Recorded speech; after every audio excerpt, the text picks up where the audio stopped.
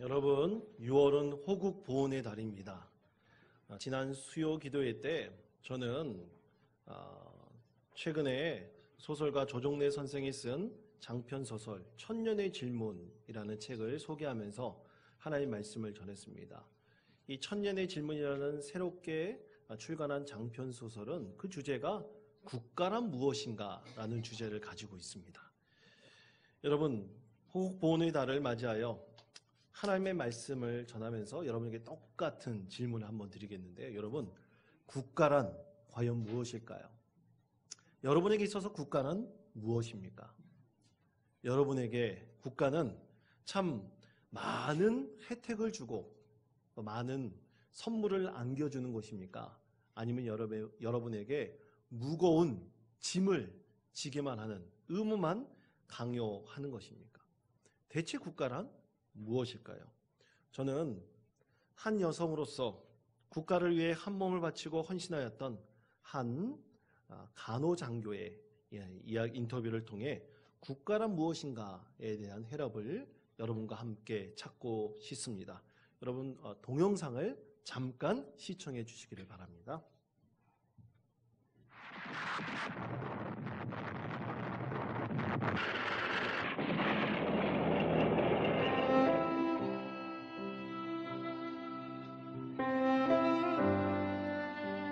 그러니까 19살 정말 아름다운 나이 때 부모 형제 다 버리고 버리다시피 했죠. 못 가게 하는 걸 간 거니까는. 그래서 이제 간호장교가 된 거죠.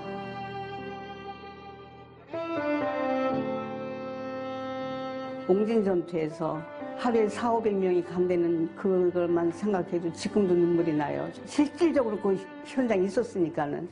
이 전쟁을 해서는 안 돼요. 그 당시에 고아가 몇 명이고 과부가 몇 명이에요. 그런 거 생각하면 가슴 미워지는 것 같이 아파요. 저희는 그 고통을 알지만 지금 세대는 그걸 모르지 않습니까? 그러니까 나라를 사랑하자. 서로 보듬어주고 서로 위로해주는 나라. 이런 나라가 됐으면 참 좋겠습니다. 여러분 19살 곱디고 온 그 청춘의 나이에 그렇게 붙잡는 부모, 형제의 손을 뿌리치고 스스로 간호장교로 자원하여서 6.25 전쟁에 참전하였던 이 박호선 할머니입니다. 여러분, 그 할머니께서 인터뷰 과정에서 말하셨던 것처럼 이 전쟁의 상처가 또 고통이 너무나 커서 이 전쟁을 빨리 끝내보려고 이제 간호장교로 자원을 했는데 여러분 그 눈앞에서 매일같이 400~500명이 죽어나가는 그 현장을 한번 목격해 봤다고 한번 생각해 보십시오.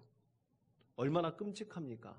아마 눈물을 흘리지 않고서는 하루하루 버티기 힘든 그런 시간이었을 것입니다. 그 광경을 직접 목격한 이 박호선 할머니는 다시는 이 땅에 전쟁이 있으면 안 된다.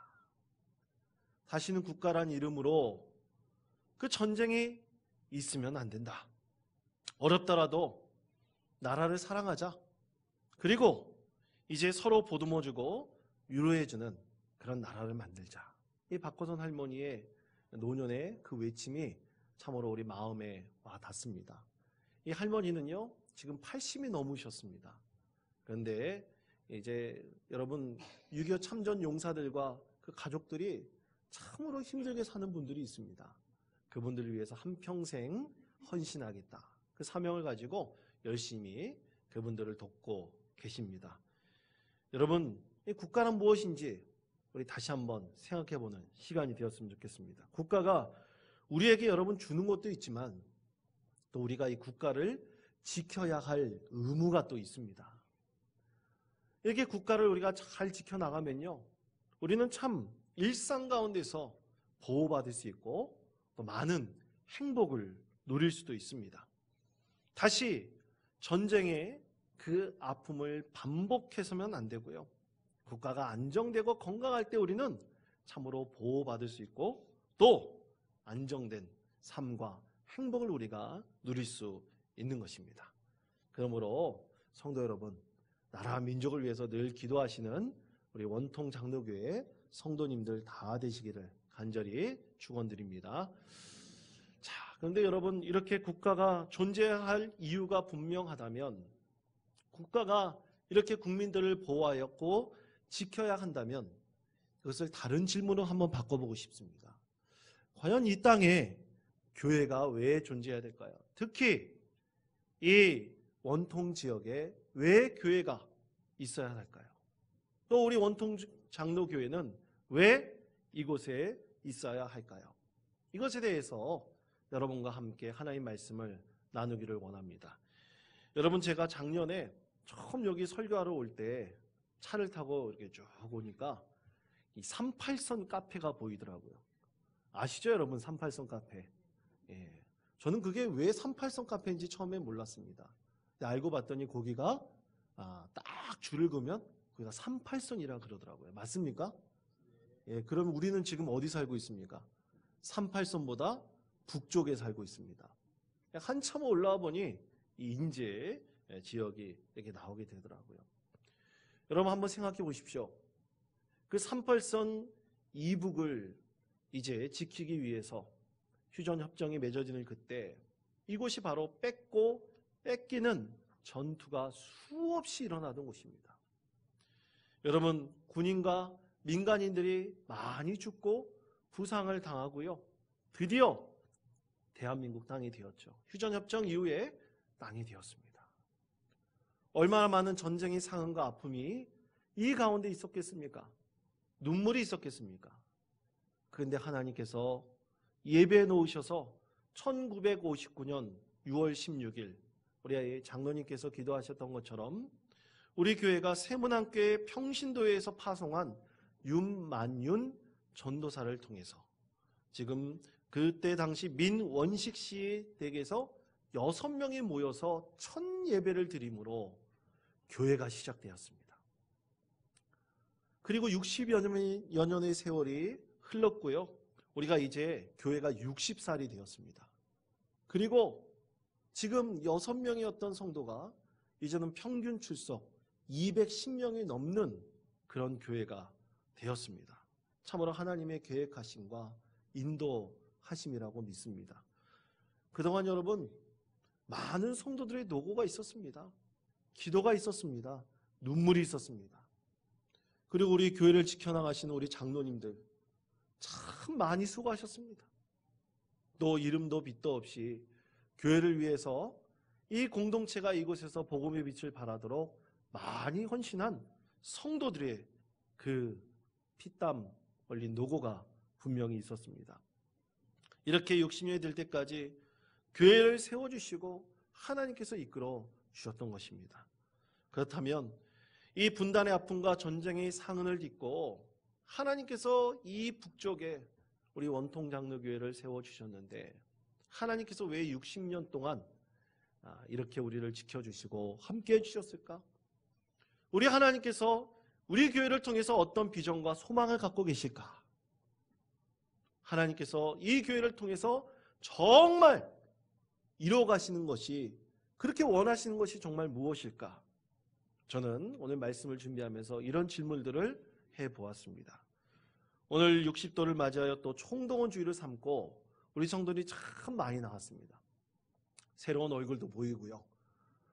잊혀질 것 같은 또 얼굴들도 이렇게 나와서 예배를 드리니까 참 하나님께 감사하고 또 하나님께 영광을 올려드릴 수밖에 없습니다. 여러분, 그런 의미에서 우리 앞뒤 좌우에 있는 분들과 오래간만에 만나셨으니까 한번 이렇게 인사해 봤으면 좋겠습니다. 60도를 축하합니다. 60도를 축하합니다. 이렇게 인사하면서 한번 인사하겠습니다. 60도를 축하합니다. 우리가 60살이 되었기 때문에 60도를 우리가 스스로 축하하는 겁니다. 여러분, 이렇게 60년 동안 우리를 지켜주셨는데 우리가 앞으로 어떤 비전과 소망을 가지고 이 교회를 하나님 뜻대로 세워 나가야 될 것인지 오늘 여러분과 함께 이 하나님 말씀을 나누고 싶습니다. 오늘 말씀에서 한 선지자가 울고 있습니다. 여러분, 이 선지자 이름은 뭡니까? 예레미야입니다. 예레미야의 한 별명이 있는데요. 여러분도 잘 알듯이 예레미야는 눈물의 선지자입니다. 그는 예레미야 52장뿐만 아니라 예레미야 애가 그 말씀에 보면 눈물을 흘리면서 나라와 민족을 위해서 기도하고 있습니다. 그것에 대해서 오늘 1절에서는 이렇게 말씀하고 있죠. 우리 1절 말씀 우리 다 같이 읽겠습니다. 어찌하면 내 머리는 물이 되고 내 눈은 눈물 근원이 될고 죽임을 당한 딸 내 백성을 위하여. 아멘. 자, 이 말씀을 고 유진 피터슨 목사님이 번역한 이 메시지 성경에서는 이렇게 의역을 하고 있습니다. 내 머리가 물 가득한 우물이었으면, 내 눈이 눈물의 샘이었으면 좋으련만, 그러면 내 사랑하는 백성에게 닥친 재앙을 가슴 아파하며 밤낮으로 울 수 있을 텐데. 자, 지금 예레미야는 눈물을 흘리고 애곡하고 있는데 그는 지금 왜 눈물을 흘리고 애곡하고 있을까요? 하나님, 왜 세상이 이럴 수 있습니까? 어찌 이럴 수 있습니까? 그는 가슴을 치며 통곡하며 하나님께 눈물을 흘리고 기도하고 있습니다. 그 이유는 바로 예레미야에게 보여주신 하나님의 환상 때문이었습니다. 그 환상은요, 그의 눈앞에서 자기의 백성들이 죽어나가는 것입니다. 유다 왕국이 멸망당하는 것입니다. 하나님께서 앞으로 일어날 그 환상을 보여주시는데 너무나 끔찍한 장면이 그의 눈앞에 환상으로 보여지고 있는 겁니다. 어찌 이런 일들이 일어나게 되었을까? 하나님께서 말씀하시는 것은 너희들이 우상을 섬겼기 때문이다. 하나님을 잘 섬기라고 하나님의 백성을 삼아주셨는데 이제 너희들은 그 하나님을 거부하고 하나님을 멀리하여서 우상을 섬겼다. 너희들이 원하는 것을 이루기 위해서 우상을 섬겼기 때문에 내가 너희들을 이제 이런 징벌을 너에게 내린다. 그러면서 하나님께서 환상을 보여주신 것입니다. 그렇게 환상을 전해주셨는데 이 예레미야의 직업이 뭡니까? 선지자잖아요. 예언자지 않습니까? 여러분, 백성들 앞에 나가서 예언자인 이 예레미야가 이 나라는 망할 것입니다. 이 나라는 곧 무너질 것입니다. 이 하나님 말씀을 전하라는 겁니다. 여러분, 어찌 그 말씀을 전할 수 있겠습니까? 그래서 그는 참 가슴 아픈 마음을 가지고 통곡하면서 하나님, 어찌 그럴 수 있으십니까? 어찌 이 백성에게 이런 아픔을 주실 수 있습니까? 그는 간절하게 하나님께 기도하고 있습니다. 하나님, 다시 한번 이 백성을 살려주십시오. 이 백성을 회복시켜 주십시오. 이 백성을 불쌍히 여겨 주십시오. 그렇게 계속 기도하는데 하나님의 외침은 너무나 단호합니다. 여러분, 4절 말씀을 보십시오. 우상을 섬기고 하나님을 거부한 이스라엘 백성들의 모습을 4절에서 하나님께서는 이렇게 말씀하십니다. 우리 4절 말씀 우리 다 같이 읽겠습니다. 너희는 각기 이웃을 조심하며 어떤 형제든지 믿지 말라. 형제마다 완전히 속이며 이웃마다 다니며 비방함이라. 아멘. 자, 세상이 완전히 믿지 못할 불신의 세상이 되어버린 겁니다. 형제 자매도 못 믿는 세상이 되어버렸어요. 우상을 섬기다 보니까 이스라엘이 지금 그렇게 변해버렸습니다. 그런 땅을 이제 하나님께서 더 이상 두고 보지 못하고 가만히 두시려고 하지 않습니다. 망하게 하시고 이젠 새롭게 갈아엎으려고 하십니다.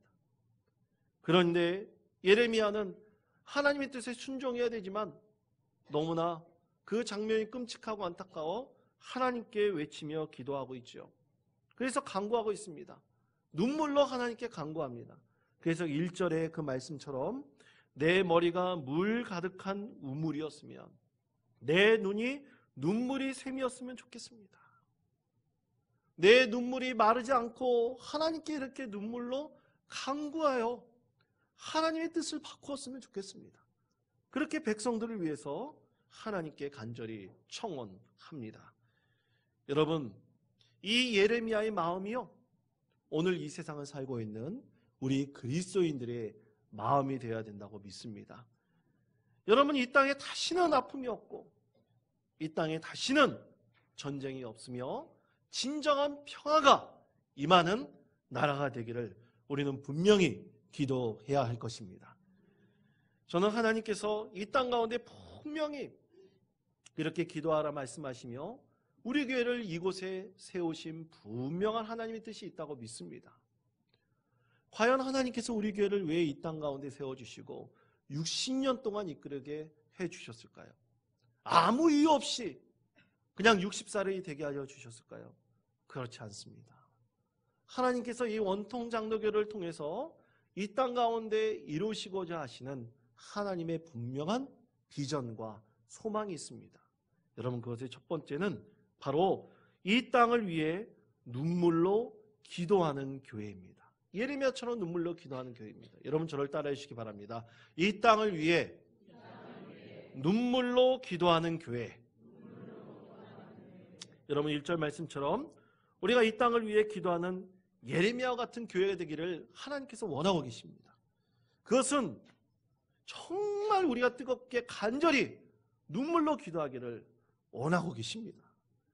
여러분, 저희 교회는 수요기도회와 금요 겟세마네 기도회에 모여서 우리가 하나님께 참 간절히 눈물로 기도합니다. 특별히 수요기도회는 우리가 나라와 민족 그리고 이 지역사회를 위해서 간절히 기도합니다.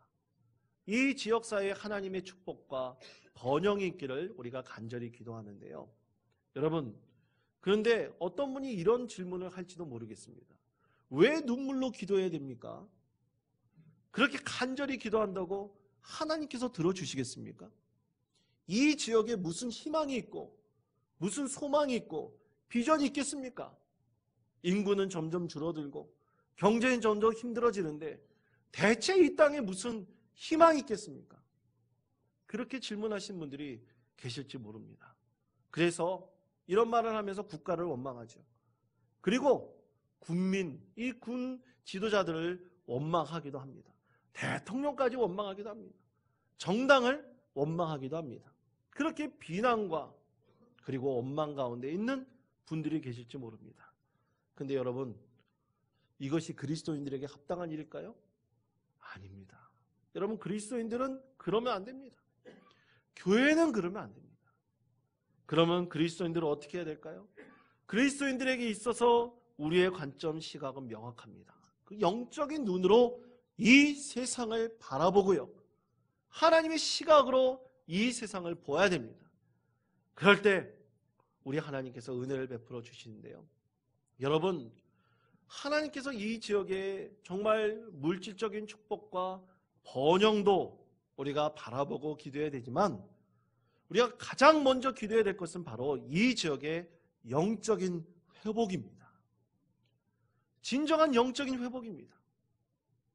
타락한 이 지역에 가정이 회복되고 자녀가 변화되고 그리고 남성이 새로워지고 또 아내가 변화되며 또 영적인 것을 진정한 인생의 소망으로 추구하는 영적 회복이 바로 이 땅 가운데 필요합니다. 여러분, 사실 유다 땅은요, 우상을 섬길 때 더 많은 축복과 번영을 누렸습니다. 사실 이 성경에는 잘 기록되어 있지 않지만 이스라엘 역사를 보면 우상을 섬기는 그때에 더 많은 풍족함이 있었습니다. 무역도 더 활발해졌습니다. 물질도 더 많아졌습니다. 그러나 영적으로 타락해졌죠. 그때 하나님께서 원하셨던 것은 바로 영적인 회복이었습니다. 그러므로 성도 여러분, 우리 교회는 기도할 때 이 지역의 축복과 번영도 중요하지만 먼저 이 땅의 영적인 회복을 위해서 기도해야 될 것이라고 믿습니다. 여러분, 이 눈물로 우리가 기도해야 될 때 정말 영적인 회복인데 참으로 얼마나 영적인 타락한 일들이 이 지역에 많이 일어나고 있습니까? 특별히 여러분, 하나님의 교회라는 이단이 있습니다. 우리 교회 바로 코앞에 있습니다. 그런데 세상 사람들은요, 아, 저게 교회구나. 다 똑같은 교회구나 그렇게 생각을 합니다. 아무도 모릅니다. 여러분, 요즘에 성도님들 얘기를 들어보니까 이 하나님의 교회라고 하는 그 이단 집단에 엄청난 물량 공세를 해가지고 많은 사람들을 이렇게 밥 먹으러 오라, 또 뭐 한다 그렇게 초청하고 자꾸만 사람들을 불러들인다고 해요. 많은 지원도 받는다고 합니다. 그러면서 정말 이 지역을 위해서 헌신하고 좋은 일 많이 한다고 보이게 하고 있다고 합니다. 그러나 여러분 이 이단이 과연 그 마지막엔 영적인 안락함을 줄 수 있을까요? 절대로 그럴 수 없습니다. 여러분 오히려 갈등과 혼란을 가중시킬 수밖에 없습니다. 그러므로 사랑하는 성도 여러분, 우리가 먼저 이 지역에 영적인 회복이 있기를 간절히 기도하는 여러분이 되시기를 바랍니다. 가정이 회복되고 아이들이 믿음 안에서 새로워지며 또 우리 가정이 정말로 예수 믿고 구원받고 예수 믿고 새로워지는 소망이 있는 가정 되기를 기도하는 우리 여러분이 되시기를 바랍니다. 두 번째로 지역을 섬기며 함께 호흡하는 교회입니다. 여러분 저를 따라해 주시기 바랍니다. 지역을 섬기며 함께 호흡하는 교회. 자, 하나님께서는 우리 교회를 60년 동안 지켜주시고 함께 하셨을 때는 분명한 이유가 있습니다. 그 이유가 하나가 바로 지역을 섬기라는 겁니다. 지역과 함께 호흡하는 교회가 되라는 겁니다.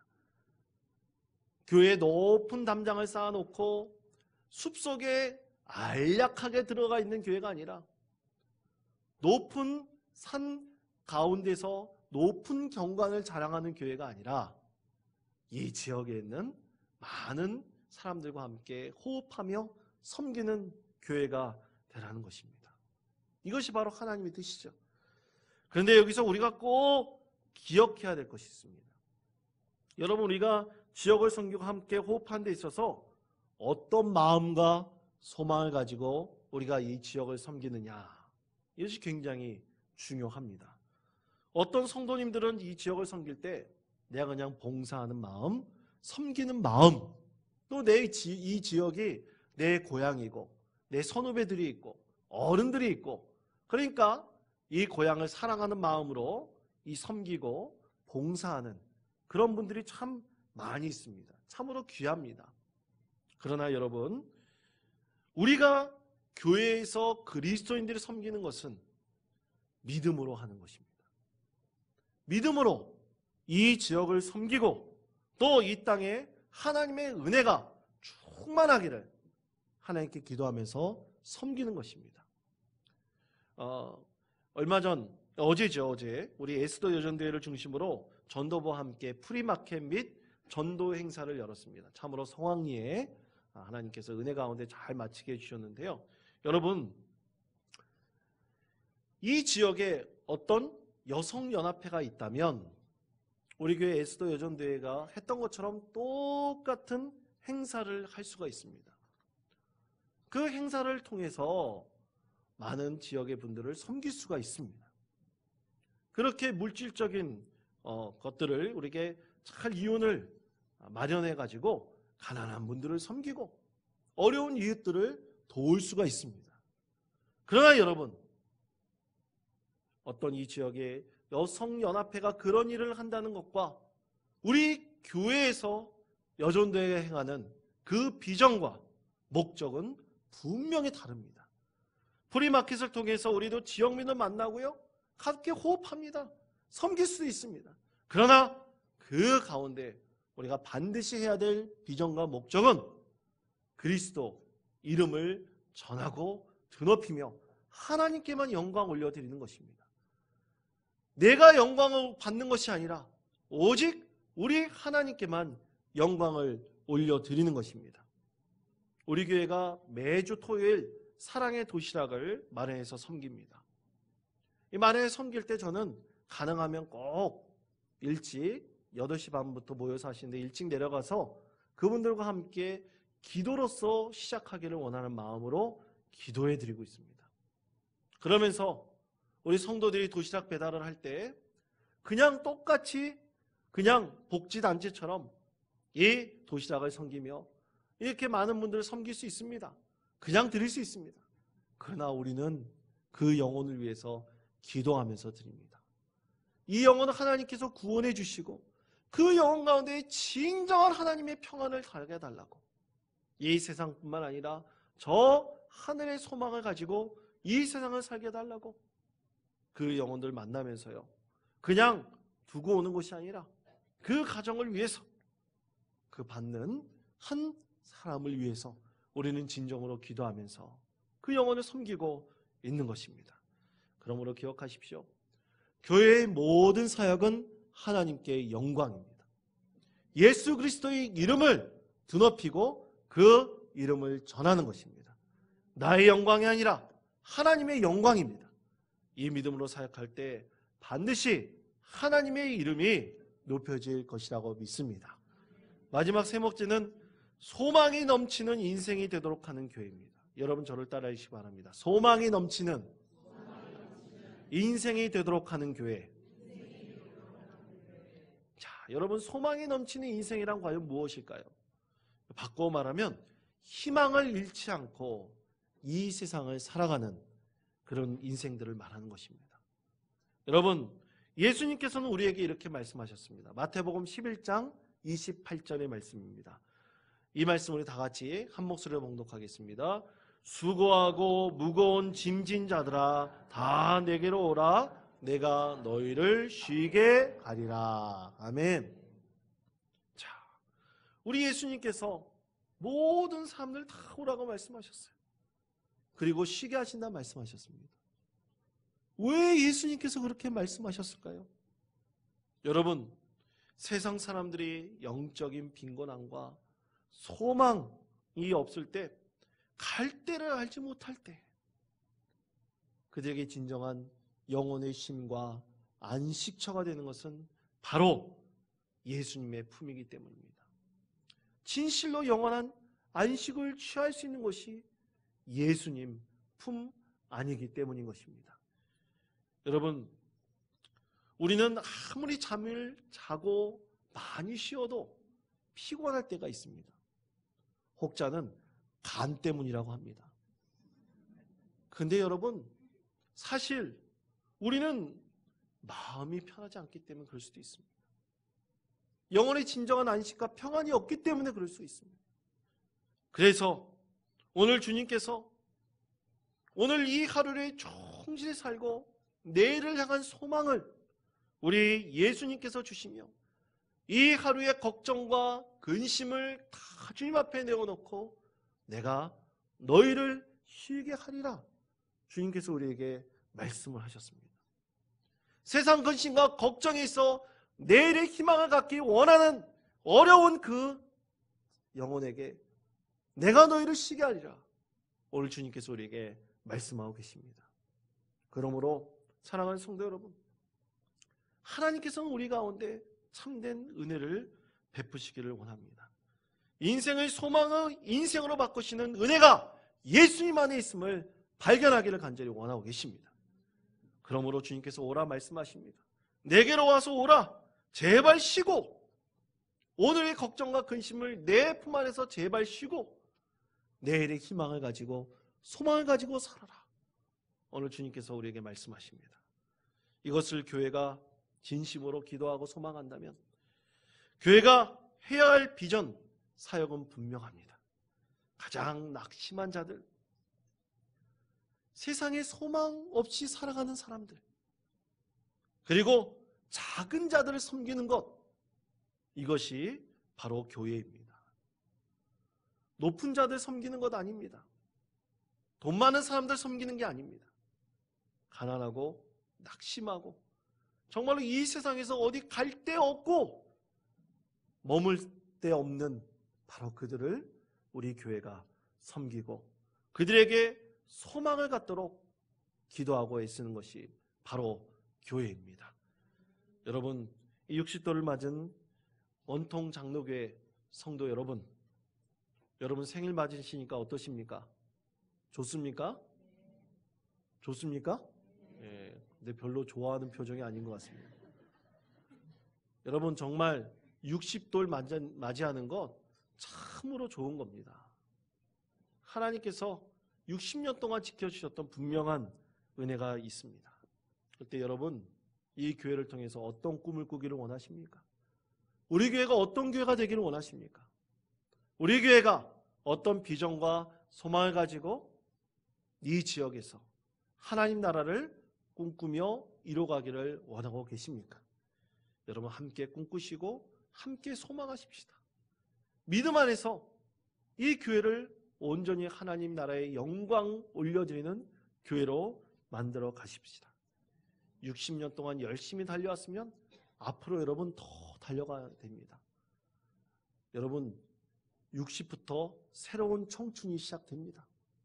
새로운 소망을 가지고 우리가 더 믿음 안에서 하나가 되어서 정말로 이 교회가 소망이 넘치는 인생이 되는 교회, 하나님 뜻을 이뤄가는 교회 꼭 이뤄가시는 우리 모든 성도님 되시기를 간절히 축원드립니다. 기도하겠습니다.